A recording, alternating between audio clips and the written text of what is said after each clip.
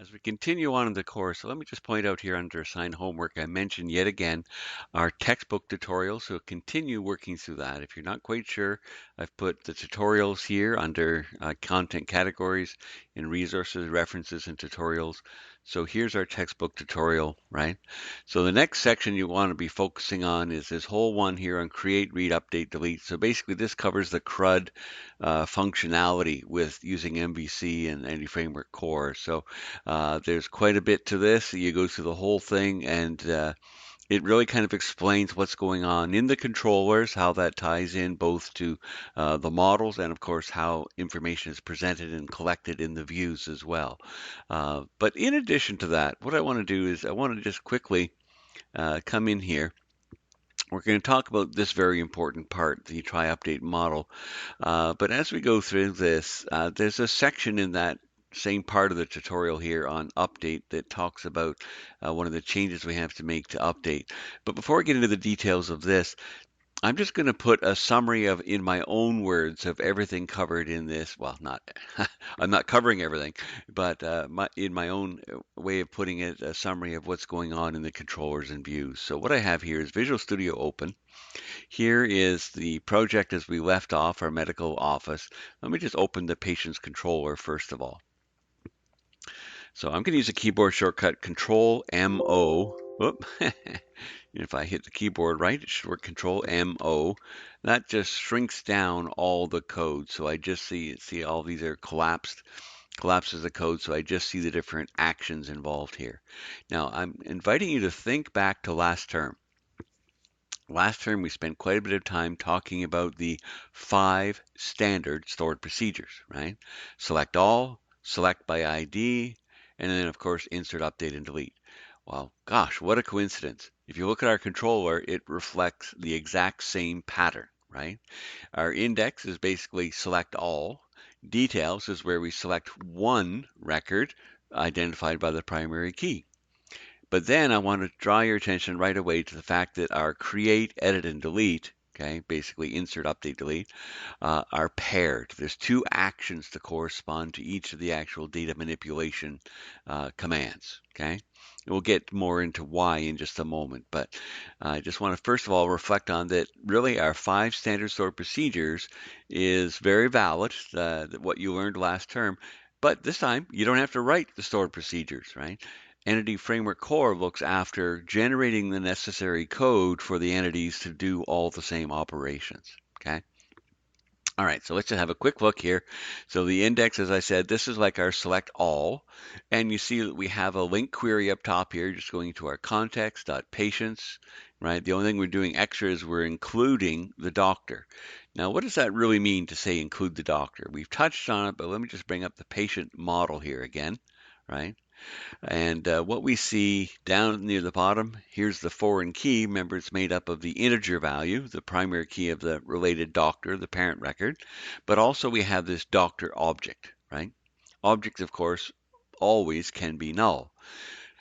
So in this link query, if we didn't do the dot include, we would go and get all the patients, right? It would include, of course, the integer values of the parent doctor IDs, okay? But the doctor objects would all be null. So if we want to populate these objects with the actual properties of the doctor, first name, middle name, last name, etc., that's easily done, and that's what the dot include is for, right? So the dot include says basically in SQL, of course, is going to make an inner join, right, between the patient and doctor. And then in the projection, it will include the information needed to actually materialize the doctor object, which will be contained in the class inside this actual property here for the doctor. Okay, so that's what's going on here now. Just before I leave the index action, though, this really bugs me. One of the funny things about our scaffolding, right? You've caught on already from reading the tutorial that scaffolding refers to generating code based on a pattern or template, right? There's a whole TT template language built into Visual Studio, and believe it or not, you can actually go in and modify templates and create your own as well. But there are templates here for controller, and for some reason, I'm hoping they fix this soon, but in the index action in a case like this, you'll often see it doesn't have a better name. So it comes and uses some kind of a name for this collection, in our case, of patient objects. So it uses the name of the context, which I think is very confusing for students, right? Seeing that at first. So one of the first things I usually do coming into a new controller that's been scaffolded or generated is replace this erroneous sort of name. So I'll just call it patients, because after all, it is a collection of patients. And I'll use a small letter, right? Patients, right? And so I'll just change it here as well. Okay, because that's really just referring to a query, okay, where we're just getting all the patients, including, so we join to the doctor and materializing the doctor inside each patient as well. Now, I'll mention this many times in the future as well. This defines the query, right? But it doesn't actually get executed until we do the .toList async in this case, right? Here's where we actually call the query to execute. The results are returned asynchronously, which is why we use await, and then that is provided as the model for the view, right? Naming conventions, okay, we don't actually have to specify the name of the view. By default, it will use the naming convention that, okay, this is the patient's controller, this is the index action, so going to views, right? We find patients under view because it's the patient's controller. Index, CS, HTML, that's the view for the index action, right? So back over here, we don't have to specify the name of the view. It's understood from the naming convention. So over here is the view we would be returning. And look at that. The model right at the top here in this page directive is a collection, an IEnumerable collection of patient objects, right? Fully qualifying the namespace because we don't have usings in this case at this point in time. Right, so that is our collection of patients that corresponds to the data returned from our link query and that we're passing as the model. Before I go on, I should maybe mention that because it's pretty important to understand that there are two principal ways that we pass data into the view itself from a controller. Primarily, it's by having a strongly typed, that's the term they use, a strongly typed view, which means that we have a model defined for the view. And that allows us to do things what we see down here, model.fullname, age, and so on, because it understands what class our model is based on from this page directive at the top, right? Okay, so that's one of the ways. Another way, and we've seen that when we talked the other day about maybe I'll just expand this for now, our create call here, the create action, we call populate drop-down lists. So I can right-click on that for a second and just peek the definition. Remember what this was doing. It was creating a select list, okay, and adding it into view data. Well, what is view data and how does it relate to this? Essentially, as I said, there are two ways. There's the model, strongly typed, the model for the view, but also we can tuck anything we want, even a whole collection of objects, into what's called view data. But sometimes you'll see me use view bag. They're more or less the same thing. Are you confused? Well, here, let me help out. Okay, coming back to Blackboard. If we go back here into content categories once again, right? And down here to, oh, sorry. Oh dear, had to sneeze. My darn, my darn allergies these days. Okay, back into resources, etc., and references. Right underneath the textbook tutorial, I put a link to this little article that discusses view data versus view bag, and there's even one called temp data that you'll probably learn to use more later on. So essentially, what is this? Well, we know that a controller inherits from a base controller class. That base class has all three of these: view data, view bag, and temp data, right? So basically, as it puts here, view data is nothing but a dictionary of objects, okay, accessible by string as key. Right? And that makes sense, which is why we see here when we're adding something to view data, okay, we put the square brackets and we have a string inside quotes. That's the name of the key, right? And the value to correspond with that key can pretty much be anything. It can be a nice complex structure like the select list. It could be a simple string, right? But that's one way to get data into the view. We can pass it there and we can access it with the same reference, view data, doctor ID, right? Which is why if I pull up here, maybe I'll pull up the create, okay? Coming down here to the select list, okay, notice that the ASP, the items collection for our drop-down list or select list comes from view bag doctor ID. Wait a second, what is view bag doing there? Well, view bag and view data basically refer to the same collection, but in different ways. Coming back to that article, it explains here that ViewBag is similar to view data. In fact, you can get the data put in view. You can access the objects in view data from ViewBag and vice versa to the most part. But ViewBag is a dynamic property. So it's not a dictionary. It's a dynamic property, which is why we can go dot, right? Down here, we can go ViewBag dot instead of using a string as a key, and it becomes a property. Dynamic because, hey, we didn't have to predefine it. It's not in a class somewhere where we're saying this is going to be a property. On the go, we can just dynamically create new properties here of the ViewBag. The other big difference between the ViewBag, view data, okay, it's always a string and then it can hold anything, but you know what? It doesn't really know what this object is. That's not persisted anywhere in view data, which is why if you're going to access the objects themselves that are stored in this view data arrangement, we always have to do some extra work in code to say, hey, what is this I'm pulling out of view data? So we're saying here as a list of strings, right? Or maybe it was a list of patients or something, who knows, right? But we actually have to say what it is because view data has no idea. It just knows it has something here. ViewBag is different. Okay, so that's why down here we can just say var student in viewbag.student. Should be students, but that's a side point because plural for collections. Anyway, ViewBag knows what kind of an object it is. And that's why in our view, as I pointed out, okay, I don't have time or room to write in here any code to clarify that this is going to be a collection, or sorry, a select list, right? That's what is stored inside this dynamic property Dr. ID.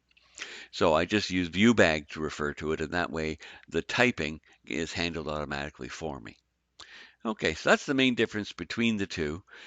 Last point to mention here about them. View data is faster. It's more efficient. Okay. ViewBag is a little bit slower. There's some overhead to process. Okay. So my rule of thumb is this. Use view data unless for some reason it's going to be awkward pulling the information out in the view, okay, having to do things like this, as or in some other way, casting it as something, right? So usually view data I will use for simple strings. If it's a complex object, I will often use ViewBag instead, right? I'll bite the bullet, take a little bit of a performance hit, but simplify my code and make it much easier to manage a collection of more complex objects. So strings are great for view data. Complex objects, I'll usually resort to ViewBag unless there's going to be a nice spot in code where I can do this kind of casting as required. Just before I leave this article, I'll mention temp data is very much like view data, but it's the only one that lasts beyond a single request response cycle, right? It can actually remember the last request and what the response was and keep that information alive for one more round trip between the client and the server, but we'll get more into that later on. Okay, this is taking longer than I meant to, so let me get back to it. So if I come back to my controller here, right? Oh, maybe I should just mention before we leave the view. So we've seen this pattern. We've looked at the views a few times now. Uh, Inputs we know are how in HTML, right? We have an HTML form here.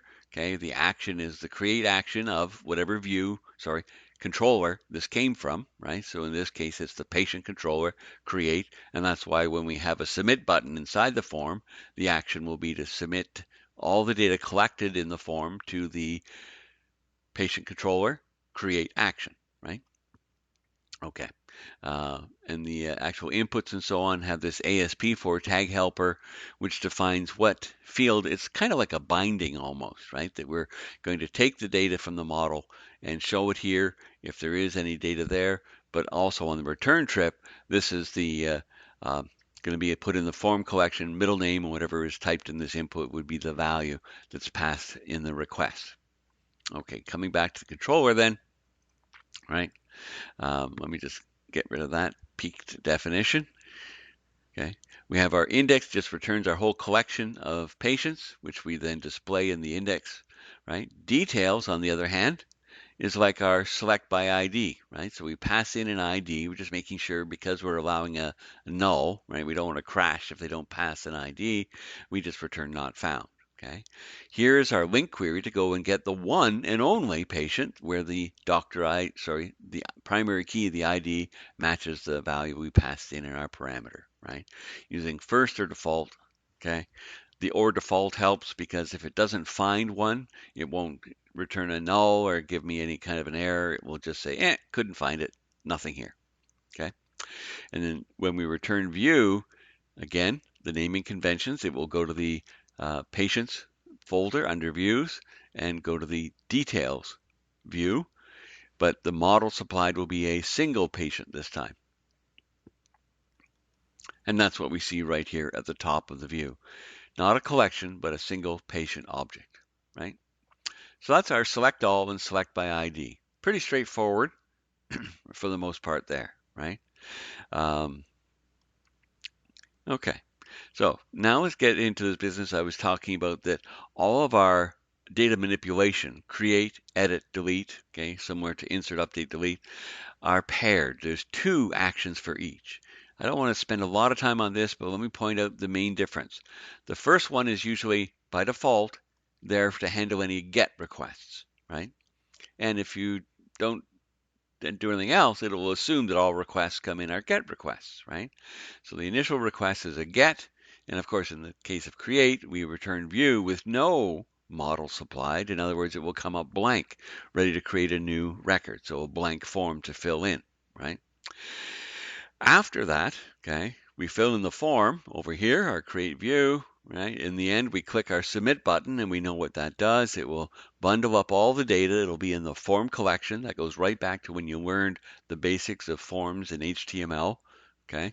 It'll be submitted with a post and it'll come in. Oh, wait a second, it's a post. So here we've decorated that if it's a request that comes into the patient's controller asking for the create action, but it happens to be a post, well, then instead of routing it to this action, it will come here instead, right? Because of that annotation here of the post. And that's the main difference, okay? So the first one is the get. If it's a post and it's coming from the form itself, we've filled out data, so now we want to actually do something with the data. In this case, create a new record.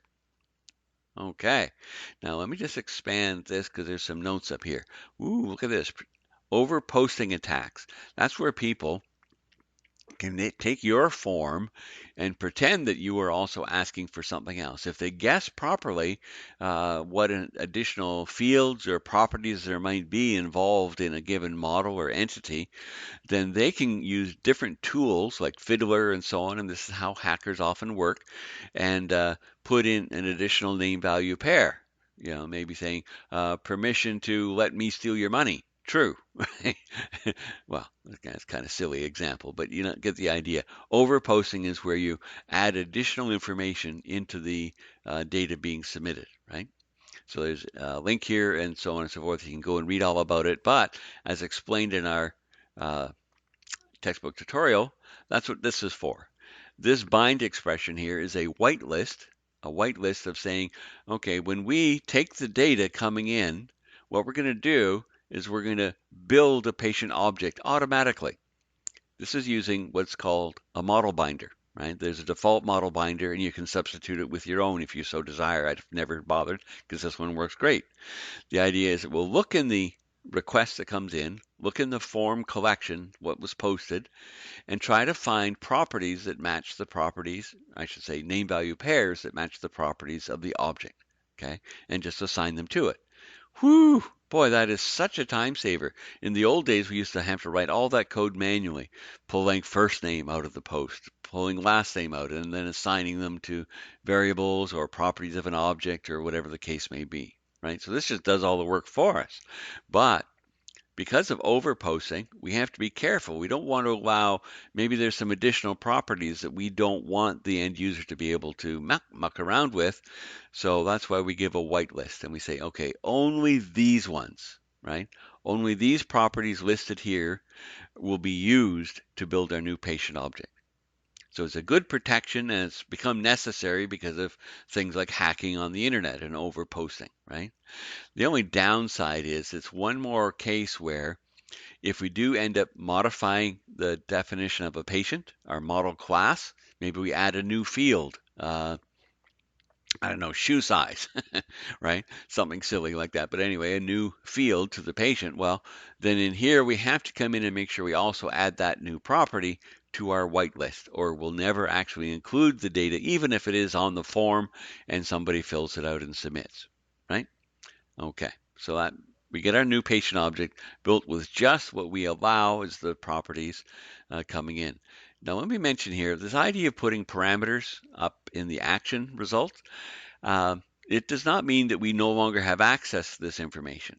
Okay, everything in the request, everything in the form collection, if it's a post, etc., is available throughout. Okay, the code of the action result, right? The method. So we can access it from anywhere. We don't have to just do it initially. We can separately ask for values too. If we want to have a easy way to refer to a variable name, so to speak, or a parameter, we just include it, right? And if there's a matching value coming in a name value pair, it will be populated for us. Here we're just concerned about creating our new patient, okay? Then what does our code do? Well, it checks if it's valid. This works because as we build the patient, there's an automatic call to the validate event of the object, right? So all the data annotations we put in place, things like required or ranges or regexes and so on and so forth, right? That all gets double checked, okay? And anything that fails will add a model error to the model state, and it will take the is valid property and make it false. So if it's true, then it passed all the checks that we've incorporated into the design of the model. Then we add the patient to the context and we call save changes asynchronously, and that's it. Bada bing, bada boom, we're done. Then, if it all goes well, then we redirect back to our index, our list of all the patients, which is probably the most sensible thing to do, right? Now, mind you, if the model state is not valid, if there's even a single model error has been added as the validation checks were completed, then it will skip over all this attempt to actually create the new record and basically redisplay the create view, but not blank like it came up the first time, which is why we see the patient object, the one that we built on the way in here, is going to be passed back as the model for our create, right? So it will come this time, it will be filled out, or at least it will be in the state that it was when the user clicked the submit button. All the same data will be there, except that in addition, the model state is included in the model, right? And that collection of all the model errors. So back over here where we see all these spans for validation for, okay, that's where our custom errors that we wrote or automatically generated ones, if we didn't write one, will be displayed then on the view. So that's how we tell the user, oh, you must enter the first name, or the last name cannot be left blank, or whatever wording you used in your error message. And that's the whole process. Okay.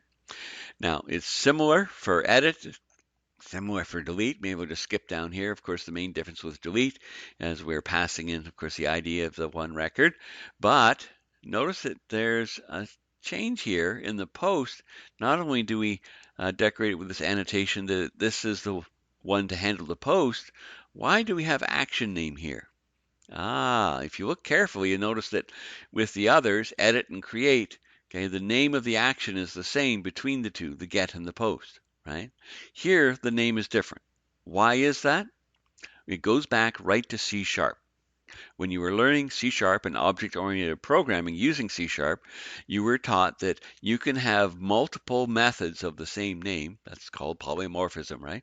As long as the signature or the parameters, okay, involved are different, right?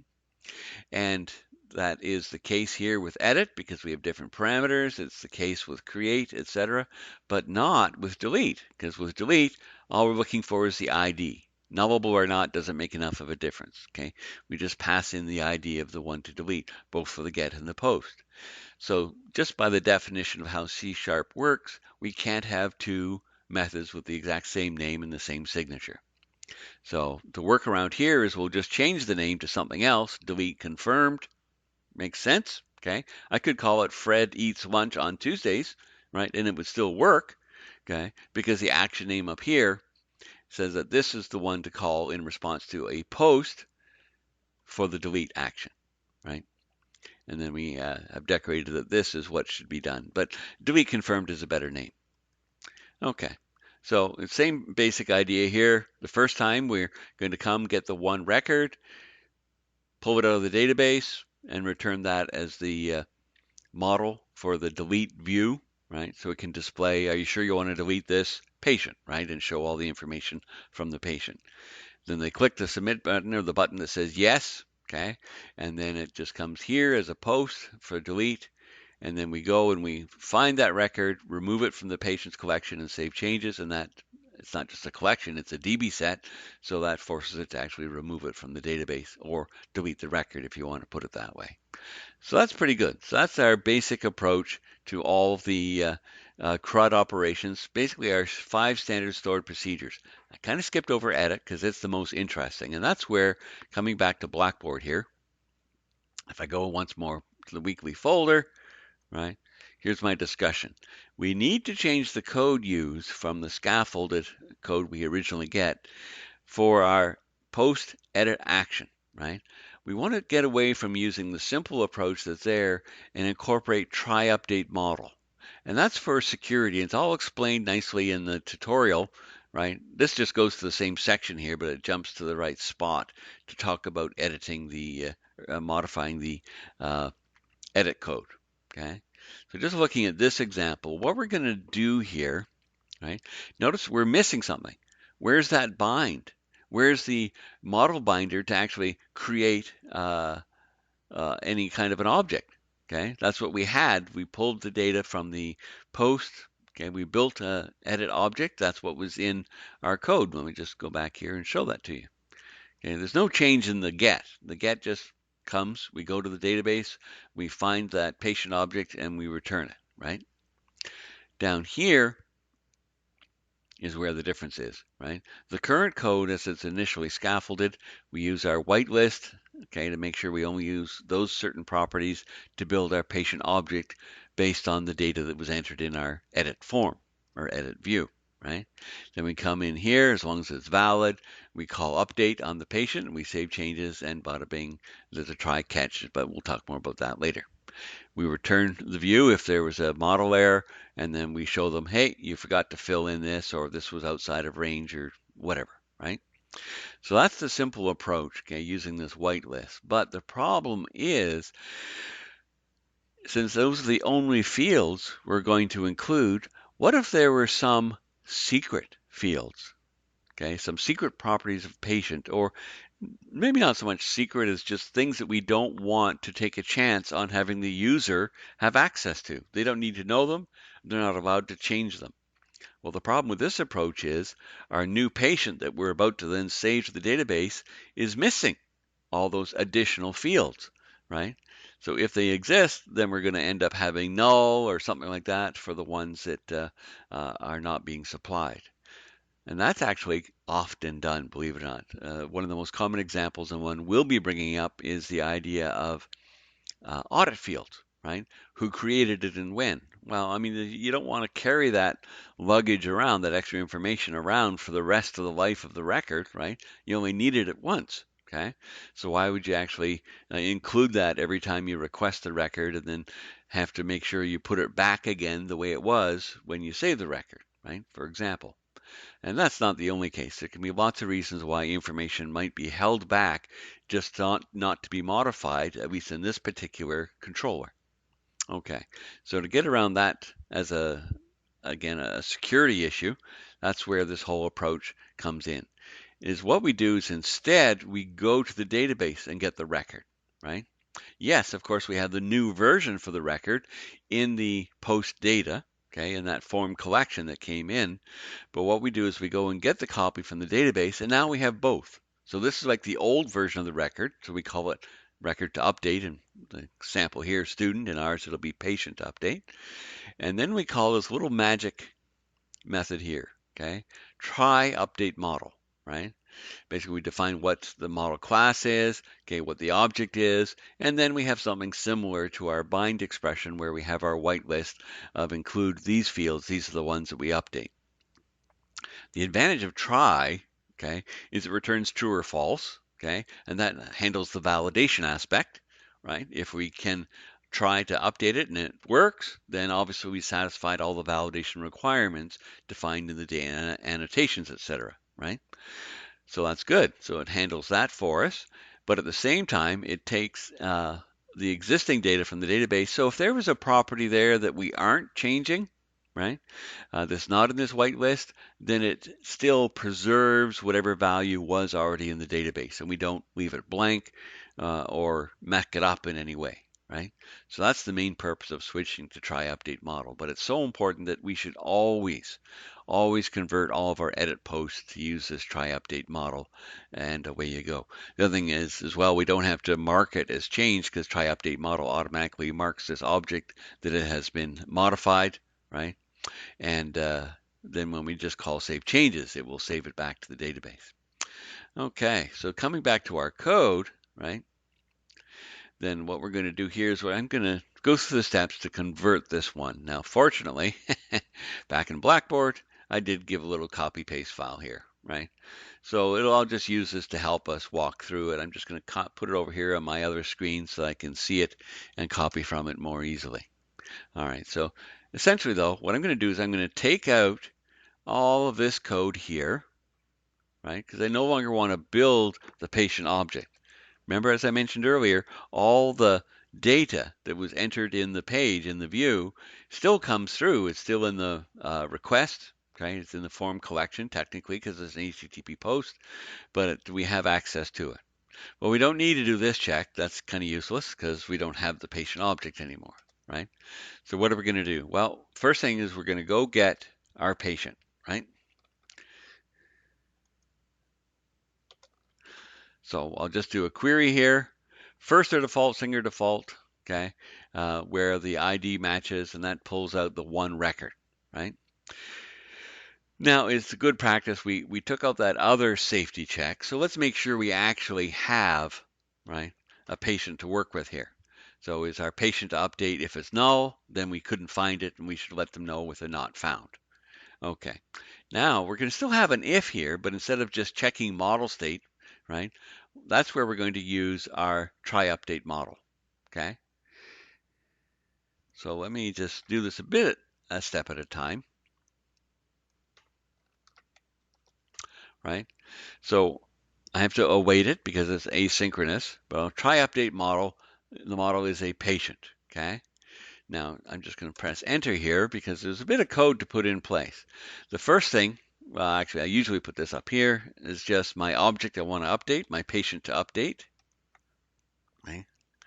Then in the parameters it asks for a prefix, but I don't have one. Oop.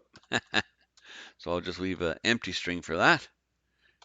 And then here's where I usually go down to the next line. And I'm going to just show you that I can just use lambda expressions here, right? So it's a little more awkward than having just a comma separated list, but it does work, gets the job done. So P goes to P dot, so I want to update first name, right? And middle name and so on and so forth. So that's what I end up getting. OHIP, of course, okay? I want the OHIP. The order I put them in here really doesn't matter. And all the way through. So I'm just going to paste the rest in. Right, so ending with doctor ID. Okay, now I have an extra bracket here somehow or other. Oh, I have the 2 there. Okay. Oh, I really messed up. I put it in the wrong place. All right, let me. I'm in the wrong if. You should have stopped me. See, if I was in front of you in the classroom, you would have said, excuse me, you're in the wrong spot in code. I meant to change this if. Okay, well, there we go. I'll just do one copy paste and do it all at once. Okay. There we go. See, that's why I miss being in the classroom with you. All right, could you stop me from being an idiot? Okay, there we go. So we try update the model. So this will return true if it was successful because it does the validation checks at the same time. right? If it's not successful, then of course we're going to skip over all this, return our, now this should be patient to update, right? Because that's the name of our object. Because it has updated everything it can, so this does have the new version as was submitted by the form when it gets to here, okay? And away we go. Now, we don't have to do this update because it knows it's been updated because we tried the update, right? So all we really have to do in here is call save changes async. Okay, so I'll take this line out. But there is one other thing. Oh, of course, let me fix that. I should have just done it with a refactoring. But the other thing that really bugs me, I don't know, they have this return down here as if after our try catch, then we want to go back to the index. It, you get away with it in this circumstance, but when you start adding more and more database errors, yeah, you don't want to go back just because you've gone through the try catch. So this really should be right from the beginning. I'm going to cut it and I'm going to put it in up here, right? The idea is we save changes, and if that goes good, then we go back to the index, right? If it doesn't, then we're going to have to do something else anyway. We want to go back and show our view with the patient update and have any additional error information coming from the database displayed as well. Okay, so that basically takes care of the changes that at the minimum are required to do this try update model. Long-winded explanation from me, but I just wanted to kind of go through all the information more or less that's in this tutorial. Whoop, got the wrong, right? That's in our textbook tutorial. Okay, but you should make sure you go through the whole thing as well because it goes through some details on the whole create, the update, the delete process, and so on and so forth, right? So make sure you read the textbook, but I wanted to give you my own summary. Bada bing.